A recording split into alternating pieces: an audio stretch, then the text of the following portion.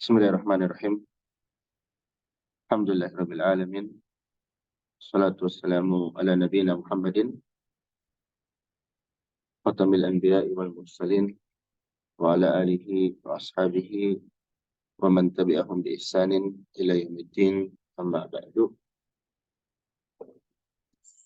Alhamdulillah, kita syukur kepada Allah Subhanahu wa taala, pada pagi hari ini kita bisa bermajelis kembali melanjutkan kajian kita dari kitab bimbingan tentang pokok-pokok agama Islam. Telah berlalu di pertemuan sebelumnya pembahasan tentang kemurtadan, yang mana itu merupakan sebab seseorang itu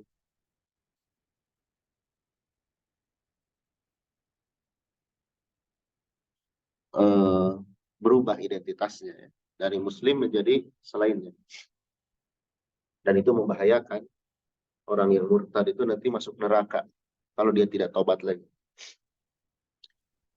Sekarang masih membahas bab tentang hal-hal yang membahayakan, yaitu bab syirki, bab kesyirikan, bab tentang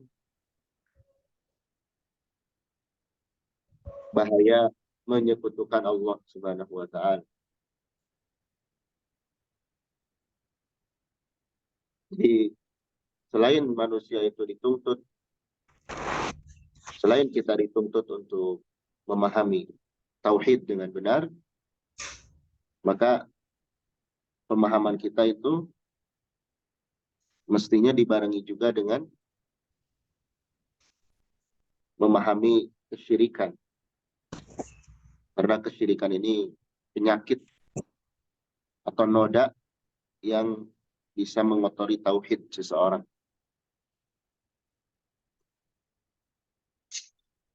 Kita lihat bab syirki, penulis mengatakan, ma hiya aqsamu syirk, apa pembagian syirik. Jadi apa aja pembagian syirik itu?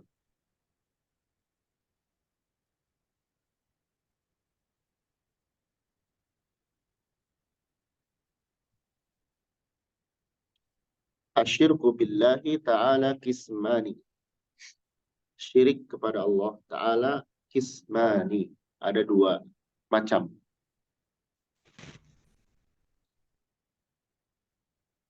Di sini beliau tidak mendefinisikan dulu apa itu syirik. Nanti di bawah ada. Mudahnya yang dimaksud dengan syirik atau musyrik itu, ya, ini syirik bukan syirik bahasa kita. Maksudnya syirik kalau bahasa Indonesia itu hasad biasanya. Kamu syirik sama dia. Hasad biasanya itu. Jadi yang dimaksud syirik di sini menyekutukan Allah. Artinya dia ibadah kepada Allah juga pada sebagian ibadah dia persembahkan juga kepada selain Allah. Misalnya dia sholat sama Allah, tapi ketika minta dia minta kepada selain Allah. Dia takut kepada Allah, tapi dia takut juga misalkan kepada dewa, pada penghuni kubur, kepada penghuni gunung, kepada penghuni laut. Nah, itu syirik. Menyekutukan Allah di dalam hal-hal yang merupakan kekhususan Allah. Atau orang beramal, dia beramal ingin dapat pahala dari Allah, juga ingin dipuji, itu sama, syirikan. Jadi menyekutukan, membersamakan selain Allah dengan Allah di dalam ibadah. Apapun itu bentuknya.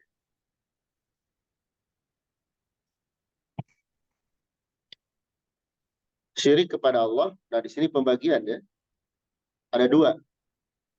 Ada syirkul akbar dan ada syirkul asghar. Syirik besar dan syirik kecil.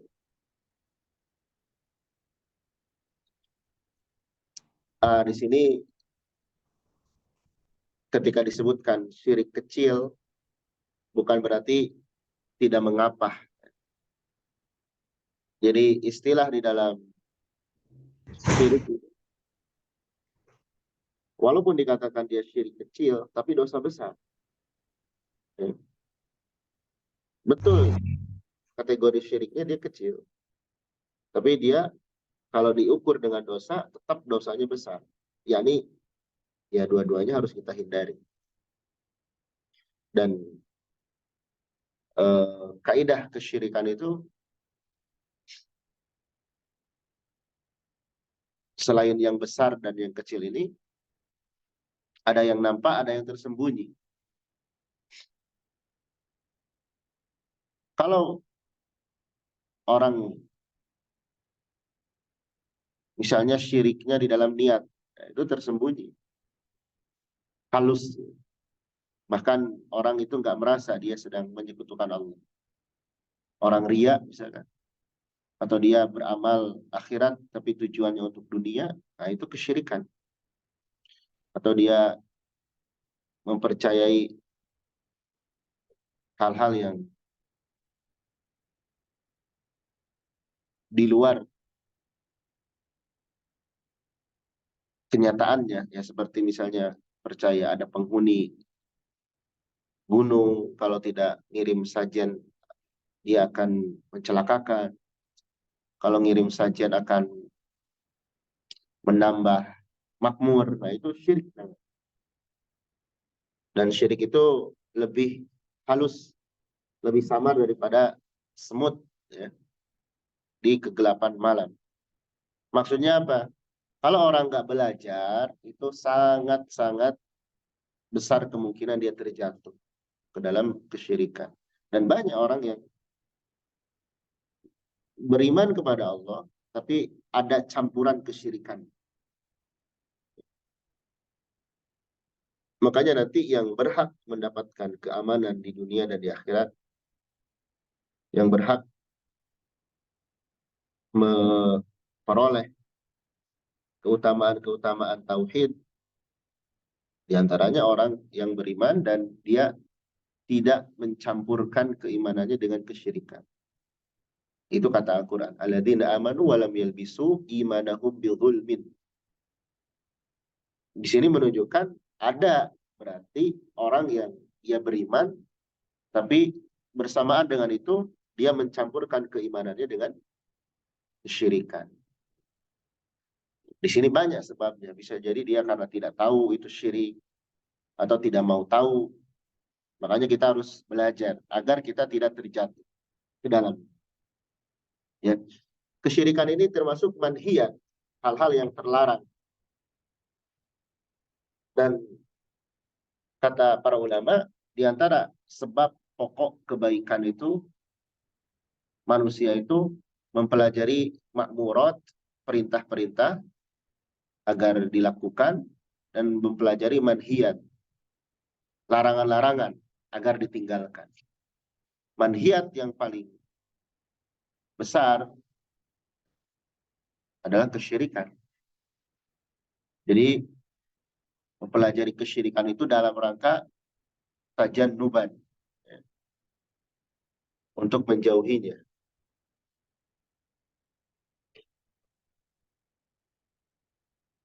Seperti para atau seperti pensyair mengatakan araftu syarr la lisyarr. Aku mempelajari keburukan bukan untuk melakukannya, tapi aku mempelajari keburukan karena khawatir terjatuh ke dalamnya. Itulah kita belajar syirik. Jadi kita belajar syirik itu agar kita tidak melakukannya. Baik. Jadi ada dua ya, ada syirik besar, ada syirik kecil. Tapi walaupun syirik itu disebut kecil, jangan diremehkan karena dia ukurannya tetap dosa besar. Lalu di sini dikatakan ma huwa asyirkul akbar. Apa yang dimaksud dengan syirik besar?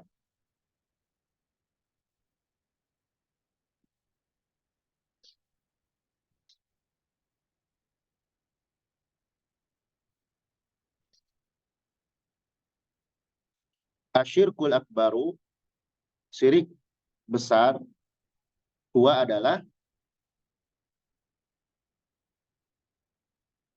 sorfu syai'in, mempersembahkan sesuatu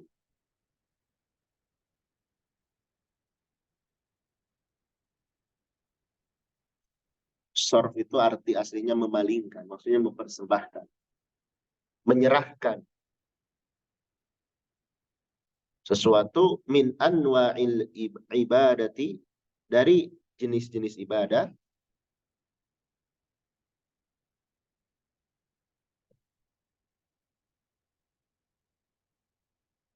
li ghairillahi, untuk selain Allah. Itu syirik besar. Jadi mempersembahkan, menyerahkan sesuatu atau sedikit dari jenis ibadah kepada selain Allah. Jadi kan ibadah itu luas ya. Ada ibadah hati, ibadah lisan, ibadah anggota badan. Nah, dia kepada Allah dia berikan ibadah itu. Artinya ada dia juga kadang ibadah itu dia tujukan untuk Allah. Tapi dia juga menyerahkan ibadah itu kepada selain Allah. Contoh, berdoa itu ibadah. Dan zat yang hanya dipintai doa itu Allah. Terus dia minta kepada Allah. Artinya dia berdoa kepada Allah. Tapi dia juga minta kepada penghuni kubur, misalnya, kepada wali, kepada orang-orang yang dianggap keramat, itu musyrik kan. Dia syirik di dalam berdoa. Karena doa termasuk ibadah. Mestinya ibadah itu ditujukan kepada Allah semata, dia malah menyerahkan ibadah itu kepada selain Allah juga. Atau meminta sesuatu. Meminta dikabulkan kebutuhan. Atau meminta dilepaskan dari kesulitan. Nah itu Allah. Hendaknya kepada Allah isti'anah atau istighosah. Meminta tolong dan meminta dilepaskan kesulitan, itu Allah yang bisa. Tapi kita malah meminta kepada selain Allah. Nah itu berarti kita sedang menyekutukan Allah.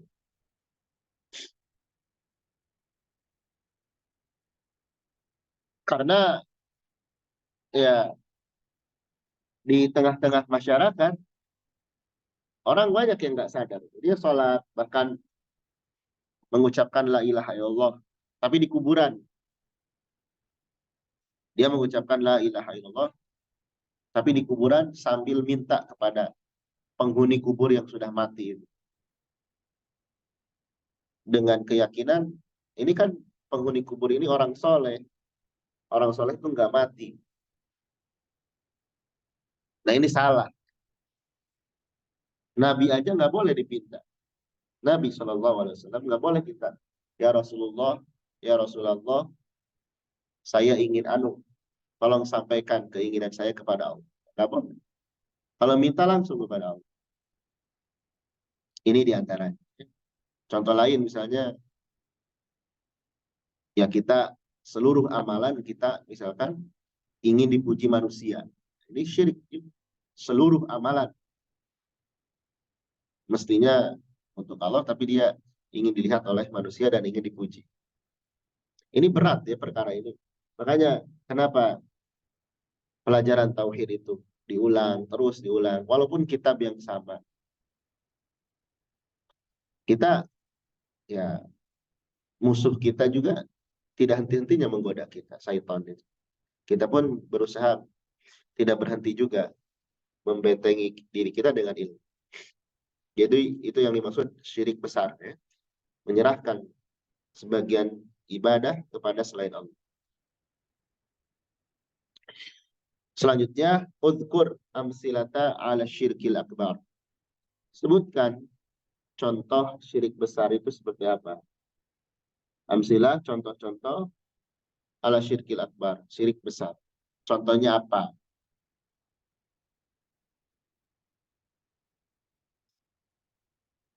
puluhan ya, bentuknya. Bahkan bisa lebih banyak dari itu.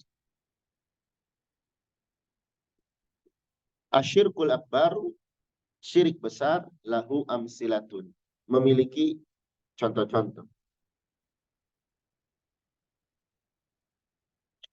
Famin dalika, diantaranya,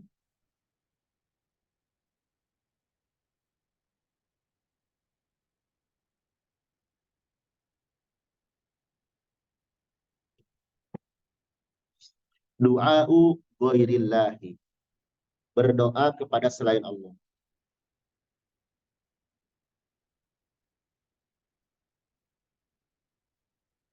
Biasanya ya kepada para orang yang dianggap wali, orang yang dianggap soleh, minta kepada mereka. Awit taqarrubu, atau taqarrub, mendekatkan diri, bidzabaihi, dengan sembelihan, dengan sembelihan-sembelihan. Mempersembahkan sajen, wan nudhuri, dan nazar, li ghairillah, pada selain Allah. Dia persembahkan sembelihan itu atau sajen itu kepada selain Allah. Minal kuburi, baik berupa kuburan, kuburan yang dianggap keramat. Dalam Islam itu nggak ada kuburan keramat. Semua kuburan sama di muka bumi, termasuk kuburan Nabi kita yang mulia Shallallahu Alaihi Wasallam. Makanya ya kuburan Nabi itu dijaga sampai sekarang, dijaga agar manusia tidak meminta kepada Nabi Shallallahu Alaihi Wasallam. Coba nanti lihat, kalau di antara antum ada yang umroh atau haji, itu orang sangat sekali berburu ke makam Nabi. Kalau niatnya ingin mengucapkan salam kepada Nabi, nah itu bagus, itu yang benar, ziarah yang sesuai dengan syar'i. Tapi kalau minta kepada selain Nabi, kepada Nabi, itu sama dengan minta kepada selain Allah. Wal jin, dan jin, wasyayatin, dan setan-setan.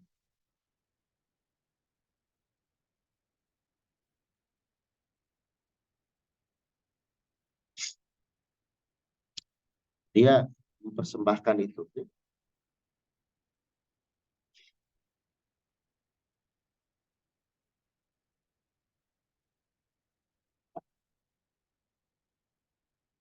Au raja'u ghairillah, atau berharap kepada selain Allah,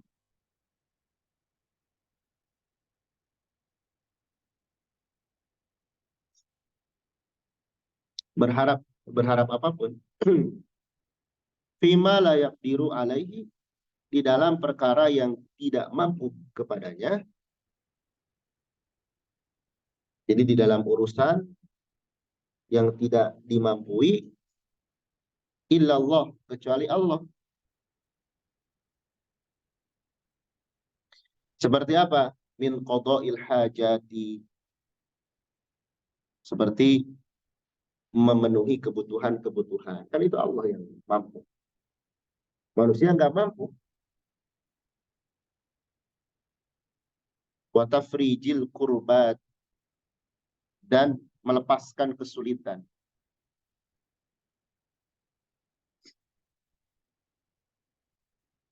Jadi kita ingin sesuatu, ya, punya keinginan.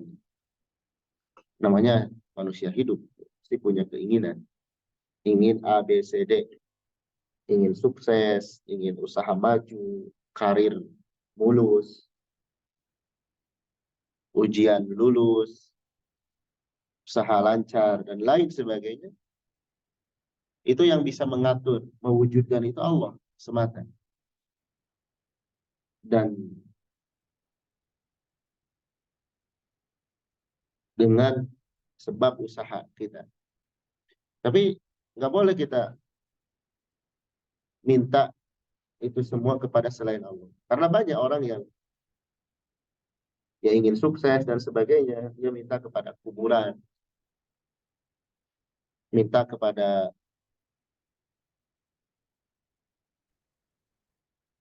sesuatu yang tidak mampu. Kan manusia bisa itu membantu kita. Ya manusia itu sebab aja. Orang lain, misalkan kita lagi ingin sesuatu, minta bantuan ke orang lain, boleh. Tapi ada sebagian yang misalkan, coba kamu, apalagi sekarang, banyak orang-orang yang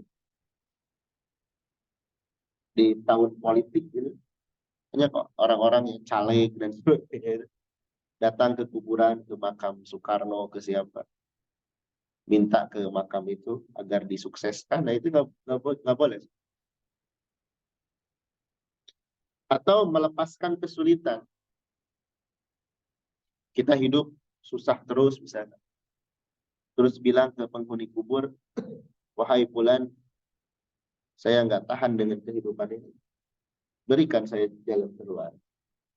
Kalaupun iya, setelah dia datang ke penghuni kubur itu, lalu dia sukses, atau penyakitnya jadi sembuh, pada hakikatnya itu atas izin Allah, bukan atas sebab si penghuni kubur itu. Dan banyak manusia diuji dengan hal ini. Dia jadi percaya. Ini bahaya. Sampai ada katanya orang yang pernah di tempat-tempat yang sering diziarahi itu, kuburan-kuburan yang dianggap keramat itu, sampai ada hal yang yang ngawur gitu ya, ngelantur gitu. Ada air misalnya, mata air. Ini air Zam-Zam katanya. Gimana ceritanya? Dari Arab Saudi diimpor ke Pamijahan, kan? Ini air dari air Zam-Zam. Kemudian misalnya di atas ada gua, coba kepalanya katanya masukin. Kalau pas nanti naik haji tahun depan. Dan banyak hal yang lain. Yang lebih mengherankan lagi, berkeyakinan kalau orang sudah ziarah ke makam Wali Songo, sama pahalanya dengan haji katanya. Iya, itu haji versi Indonesia aja. Dan haji menurut syariat. Nah ini syirik akbar. Ini diberikan beberapa contoh. Berdoa kepada selain Allah, ini satu. Kemudian takarub dengan sembelihan atau nadar,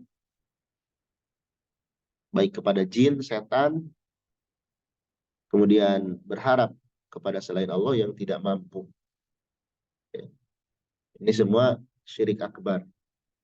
Kenapa ini yang dibawakan oleh penulis? Ini yang paling banyak kejadian.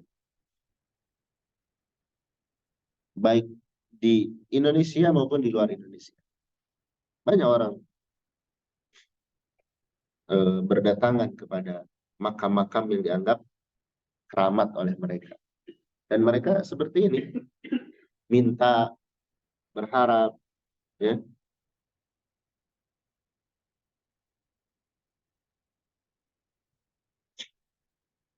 Kalau akalnya dipakai, coba pikir ya. Nih penghuni kubur ini orang yang sudah mati. Jangankan membantu orang yang sudah hidup. Ketika dia mati, atau ketika ya setiap manusia mati, jangankan membantu orang lain. Dia dimandikan oleh orang lain, dikafani orang lain, dibawa ke kuburan pun oleh orang lain. Setelah di kuburan, dia ini nggak nyambung. Akal kita sendiri akan menolak hal tersebut. Lalu dicekokin oleh subuhan, oleh kerancuan dalam berpikir. Dengan dikatakan, wah ini beda. Kalau udah dikubur di alam barzah, dia tidak mati. Ada dibawakan dalil Al-Quran. Janganlah kamu menyangka mereka itu mati. Nah ini subuhat. Sampai Saya pernah berada di sebuah sekolah, dan di sekolah itu agenda rutinnya setahun sekali itu ada ziarah makam Wali Songo. Jadi momen tertentu apa city tournya itu makam, ziarah makam Wali Songo. Yang menyelenggarakan gurunya yang punya keyakinan yang salah itu. Terus ada orang awam, beliau penjaga sekolah, penjaga perpustakaan, mengatakan seperti ini. Itu kenapa ya katanya kalau setiap ziarah tuh orang pada minta sama kuburan. Kan dia udah mati katanya, kenapa dipinta gitu. Itu berarti akalnya waras loh kayak gitu. Padahal orang awam, awam secara ilmu tapi ya diberikan cara berpikir yang bagus. Nah, ini contoh syirik besar. Karena izin dulu Mas Toran ya. Bismillahirrahmanirrahim. Kita lanjutkan ya. Tadi contoh-contoh syirik akbar.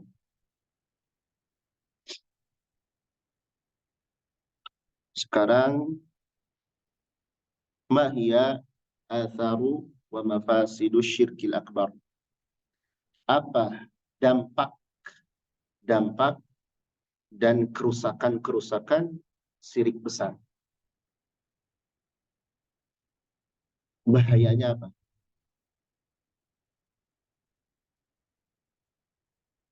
Bahaya dari syirik besar itu apa?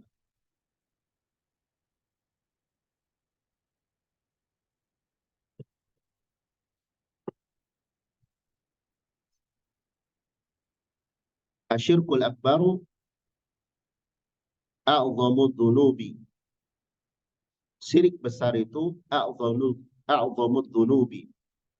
Sebesar-besar dosa. Dosa yang paling besar ya. Wa mafasiduhu katsiratun. Dan kerusakan-kerusakannya banyak. Ini pengaruh dari kesyirikan.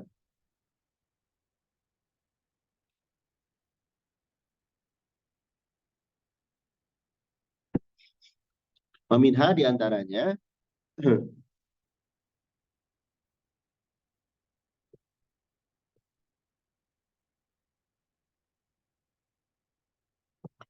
asyirkul akbaru yukhriju minal islami. Syirik akbar itu yukhriju, mengeluarkan, minal islami, dari keislaman. Jadi orang yang melakukan syirik besar itu batal ke Islam.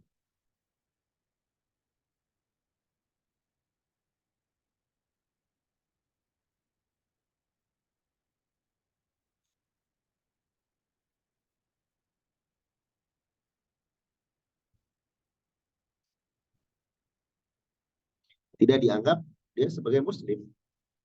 Ya. Kemudian asyirkul akbar, syirik besar itu yuhbitu jami'al a'mali, meleburkan, menghapus seluruh amalan.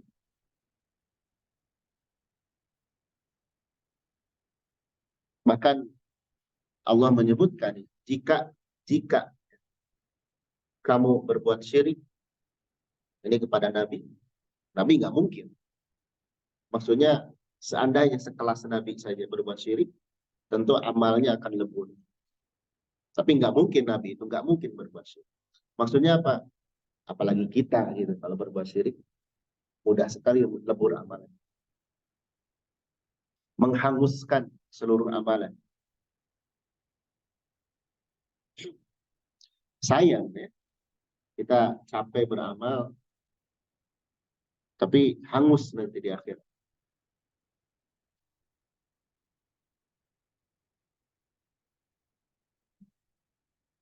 Apalagi lagi butuh.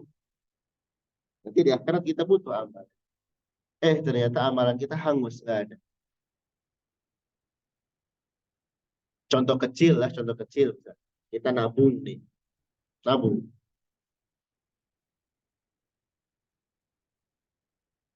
Kita udah nabung capek-capek, misalkan setahun kumpul 1 juta.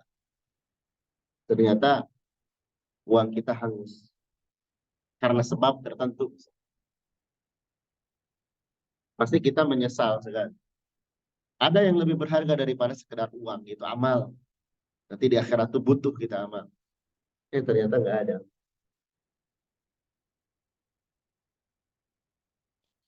Kemudian asyirkul akbar, syirik besar itu yamna'u, menghalangi min dukhulil jannah, dari masuk ke dalam surga. Terhalang, haram bahkan. Kata Allah, orang barang siapa yang musyrik kepada Allah, Allah haramkan dia masuk surga. Bahasanya gitu di dalam ayat Quran. Allah haramkan dia masuk surga. Nggak mungkin masuk surga.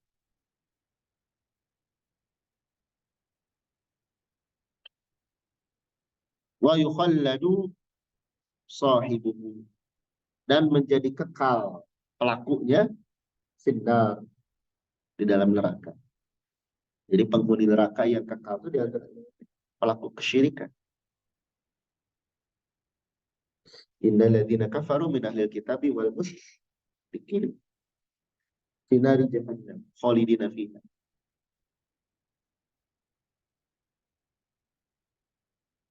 Kekal di dalam neraka.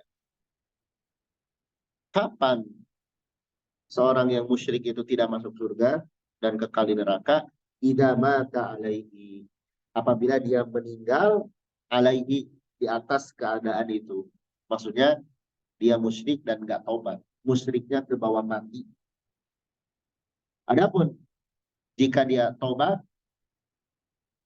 ya, maka diampuni. Dosa apapun kalau ditaubati itu diampuni, asal ya dia bertaubatnya sebelum mati.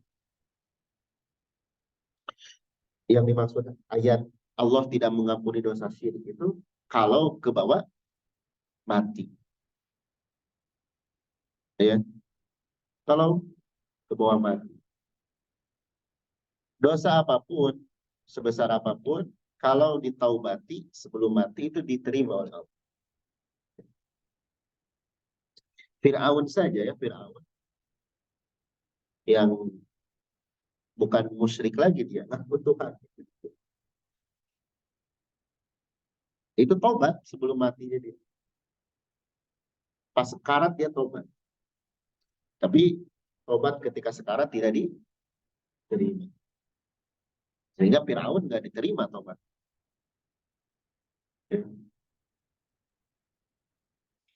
Di sini menunjukkan ya semua orang itu fitrahnya kalau pas sekarat itu pasti tobat, tapi nggak diterima.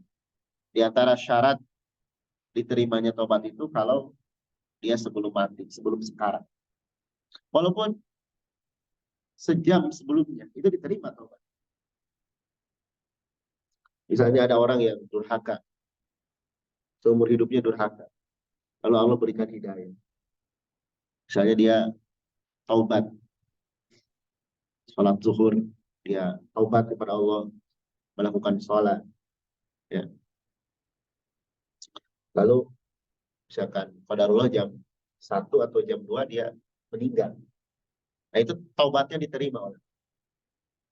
Bahkan kita tahu ya kisah yang orang yang membunuh 100 orang.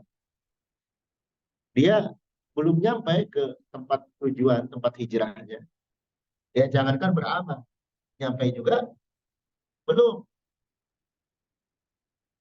masih di perjalanan. Kemudian meninggal sampai diukur kan. Dia perjalanannya jauh kemana? Lebih dekat ke tempat tujuan atau lebih dekat kepada tempat asal. Dan ternyata setelah diukur dia lebih dekat ke tempat tujuan walaupun segimana cara. sejengkal kan. Di sejengkal lebih dekat kepada tempat tujuan itu diampuni oleh Allah. Ini rahmat Allah subhanahu. Makanya kita hati-hati juga dalam menilai orang. Kalau kita dapati ada saudara kita atau teman kita pernah melakukan salah dulu, bahkan kemarin misal. Nah hari ini beda dengan kemarin. Bisa jadi dia berubah.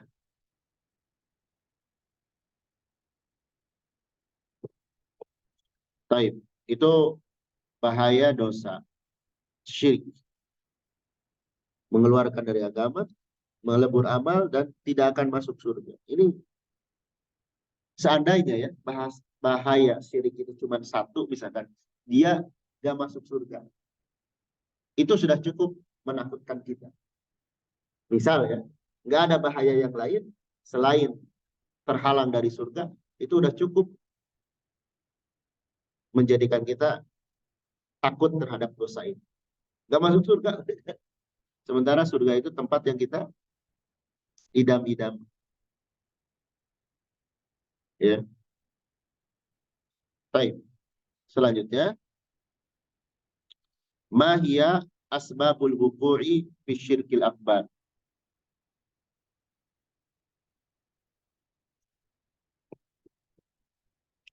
Apa sebab al-wuqu' terjadinya, terjatuhnya fi syirkil akbar, ke dalam syirik besar? Gimana tuh orang bisa melakukan syirik besar?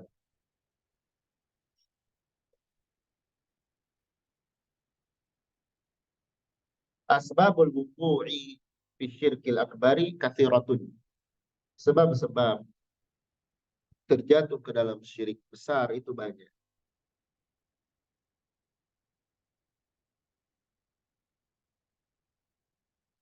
Wa min ahamiha, dan yang paling pokoknya, paling pentingnya, di sini disebutkan ada 4. Pertama, al-gulu, sifat berlebihan. Gulu fis sholihin, di dalam orang-orang soleh, terhadap orang-orang soleh. Iya, dia berlebihan dalam mencintai orang-orang soleh. Betul, di dalam Islam itu dikenal yang namanya karomah. Ada karomah. Ya.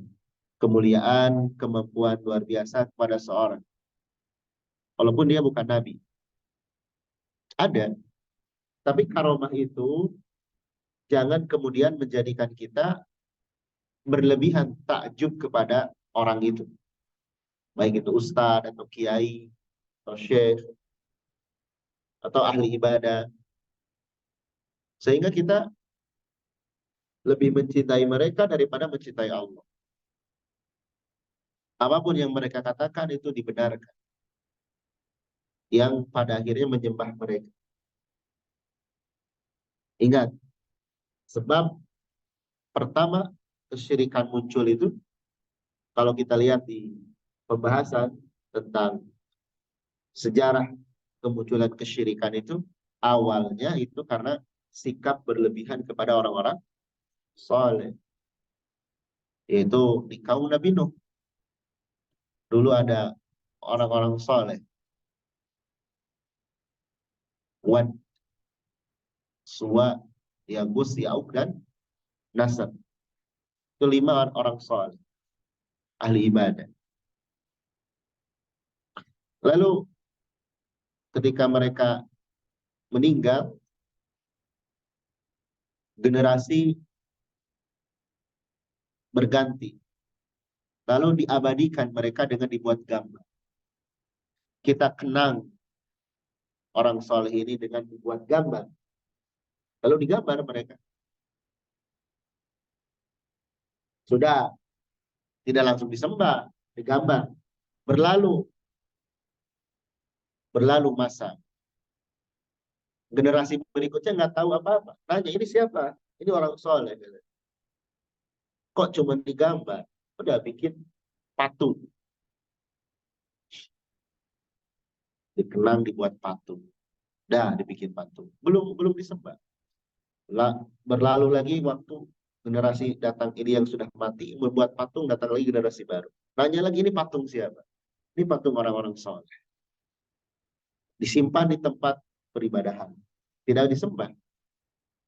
Datang lagi generasi baru. Ini siapa? Ini patung orang soleh. Ya. Kalau gitu kita pakai dia tawasul.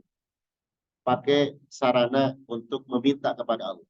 Mintanya kepada Allah tapi melalui mereka. Pakailah sebagai tawasul, wasilah. Lalu di zaman berikutnya barulah mereka disembah. Jadi kepada jatuh terhadap kesyirikan ini bertahap. Cuman awalnya gulu. Ya seperti wali yang dikenal Wali Songo. Orang kenapa mau menyembah atau meminta kepada wali? Karena sebelum mereka datang ke kuburan berbondong-bondong itu dijelaskan dulu, ini orang hebat, dulu sakti, dulu bisa ini, bisa ini, bisa ini. Lalu orang tertakjub. Akhirnya ya terjadi seperti itu. Jadi ingat, karomah itu ada dalam Islam.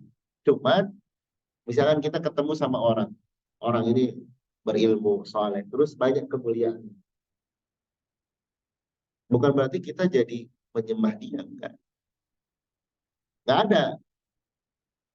Ya kepada Nabi aja yang sudah jelas-jelas masuk surga. Kita dilarang bulu. Apalagi kepada manusia biasa. Ya, kepada Nabi saja nggak boleh. Apalagi kepada orang biasa. Yang kedua, al-jahlu bit tauhid. Jahil, bodoh terhadap tauhid. Wa makna la ilaha illallah. Dan bodoh terhadap makna la ilaha. Ya kalau orang mengerti tauhid, nggak mungkin dia berbuat syirik. Gitu aja. Kalau orang berbuat syirik, berarti dia belum ngerti tauhid. Misal ya, tauhid itu kan mengesahkan Allah dalam banyak hal. Kalau kita minta kepada Allah, selain Allah, berarti kita tidak mengesahkan Allah. Kan tauhid itu mengesahkan Allah. Kalau kita minta kepada selain Allah, ya, berarti kita tidak mengesahkan Allah. Berarti dia bodoh terhadap tauhid. Dan la ilaha illallah, la ilaha illallah. Tiada sembahan yang hak selain Allah. Tidak ada persembahan ibadah kecuali kepada Allah. Kalau dia persembahkan permintaan dan lainnya kepada selain Allah, berarti dia nggak ngerti makna la ilaha.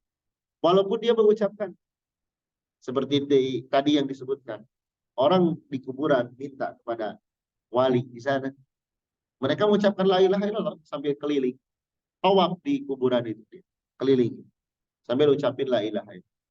Katanya tidak ada sembahan, tidak ada zat yang dipinta, disanjung, dipuja, dipuji kecuali Allah. Tapi kok ibaratnya kita mengucapkan memuji orang, tapi di waktu yang bersamaan kita membuat atau melakukan hal yang membuat dia marah, hal yang membuat dia kecewa. Yang ketiga, ittiba'ul hawa, mengikuti hawa nafsu. Ini biasanya orang-orang yang pintar, dia mengerti ilmu agama, ulama, tapi dia mengikuti hawa nafsunya. Misalnya karena dia sendiri ingin banyak pengikut, ada keuntungan dari dia perbuatan syiriknya. Seperti ziarah itu, ke makam-makam itu kan untung bagi IO. Disayang kalau. Kan ada sampai ada yang jujur ya. Saya saya tahu nah itu perbuatan syirik. Tapi gimana di jamaah udah jutaan yang, udah ribuan orang ya. Jadi proyek akhirnya. Nah, dia hatinya sudah menolak tapi mengikuti keinginannya. Sehingga jatuh dia ke dalam kesyirikan. Itu orang yang pintar. Ada juga yang keempat, at-taqlidul a'ma, taklid buta. Orang ini yang cuma ikut-ikutan.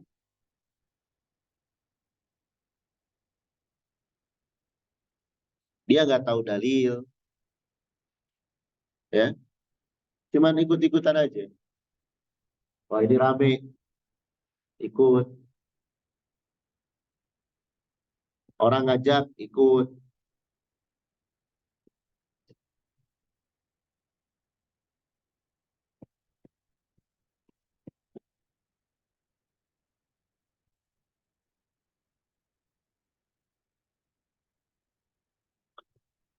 Ingat ya, taklid itu, taklid buta itu bahaya.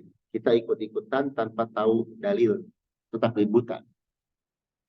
Kalau kita ikut-ikutan tahu dalil, dan itu memang dalil, benar, bukan asal-asalan, ya nggak masalah. Ingat nasihat Ali bin Abi Thalib ya, kepada Umayyah bin Ziyad. Kata Umayyah bin Ziyad, kata Ali bin Abi Thalib kepada Umayyah bin Ziyad,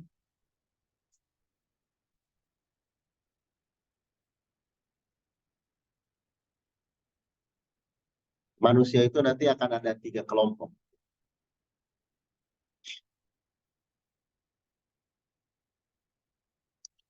Pertama, alim robbani, orang berilmu robbani, yang dia dengan ilmunya mendidik orang lain dari perkara kecil sampai ke perkara besar.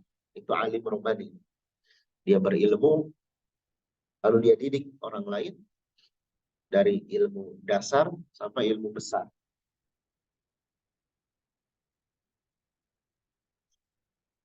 Yang kedua, ada al-muta'alim ala sabilin najah,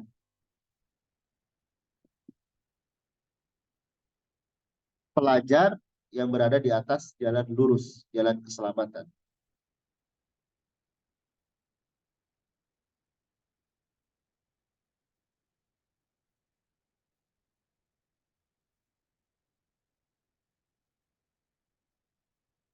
Ya. Jadi pilih yang kedua, jadi muta'alim, pelajar yang berada eh,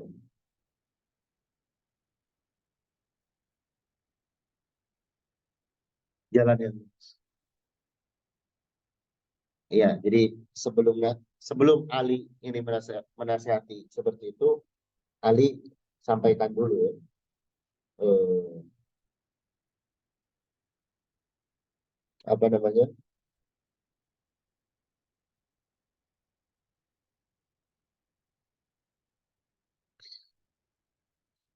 kan. Jadi sebelum menyampaikan perkara itu ada nasihat lain sebelumnya. Kata Ali, Afan yang tadi Anda terlewat. Kepada Kumail, hati ini seperti bejana.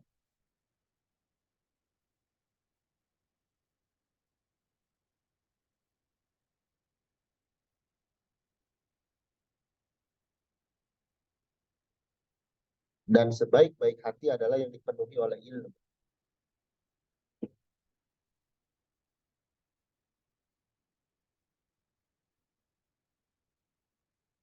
Kemudian Ali mengatakan, ingatlah yang aku sampaikan. Nah, lalu Ali sebutkan 3 jenis manusia. Tadi Ali berbani, kemudian yang ketiga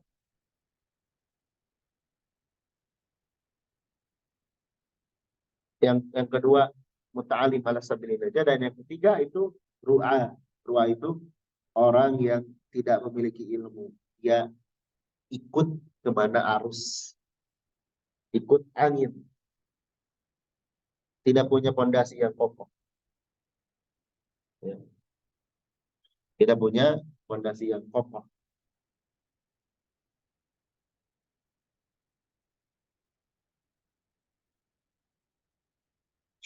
Lalu setelah itu eh, apa namanya? Ali memberikan nasihat-nasihat yang lain.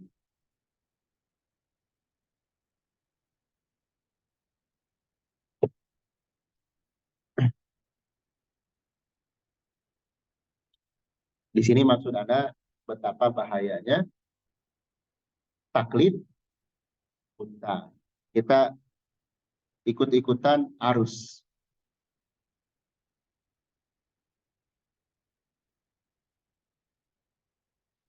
Nah ini yang di layar ya, saya bawakan nasihat dari Ali.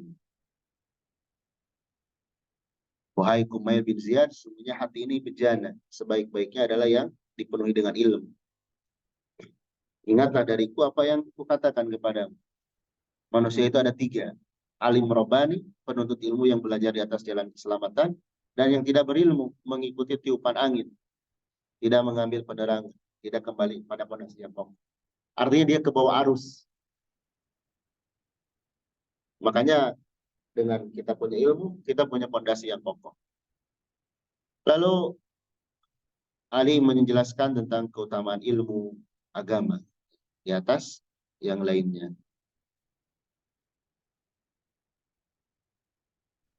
Baik, demikian dulu kajian kita pada pagi hari ini. Kurang lebihnya mohon maaf. Semoga sedikit ini bermanfaat. Bagi yang menyimak di Zoom, kalau ada yang perlu diperjelas atau ditanyakan, dipersilakan. Baik, jazakumullah khairan Ustaz untuk pemaparan materinya. Ada umahat yang ingin bertanya, silakan langsung open mic.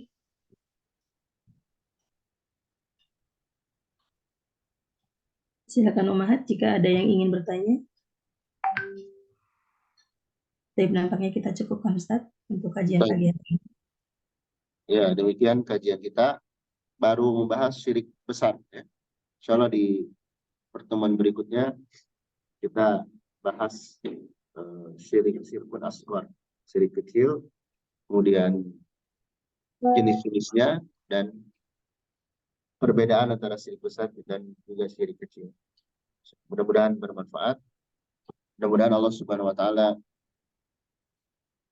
menjaga kita dari perbuatan-perbuatan yang mengundang kemurkaannya, dari perbuatan syirik, dan menetapkan kita di atas tauhid. Subhanakallahumma wa bihamdik, asyhadu an la ilaha illa anta, astaghfiruka wa atubu ilaik.